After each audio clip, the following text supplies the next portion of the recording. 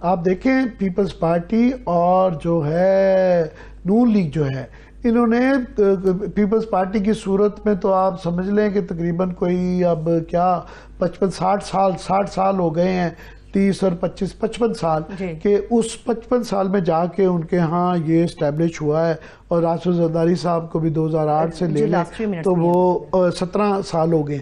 तो अच्छी बात है उनकी, ये एक वहाँ टोटली फिरौनियत हो गई है। नवाज शरीफ शहबाज शरीफ ने जो कह दिया नीचे कोई बोल ही नहीं सकता, वो राशिद जरदारी ने कह दिया जो बिल्कुल बोल ही नहीं सकता।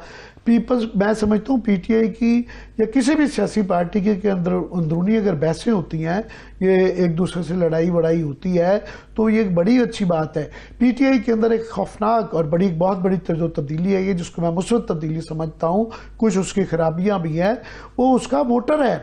अब वो वोटर जो है वो इमरान खान के ऊपर भी प्रेशर है, काफ़ी सारी चीज़ें इमरान खान भी उनकी मर्जी के बगैर नहीं चलते, उनको अपने वोटर का मूड देखना पड़ता है। ये जो 26 नवंबर को था, वो लीडरशिप सारी यहाँ से दौड़ना चाहती थी, उनका वर्कर नहीं जाना चाहता था।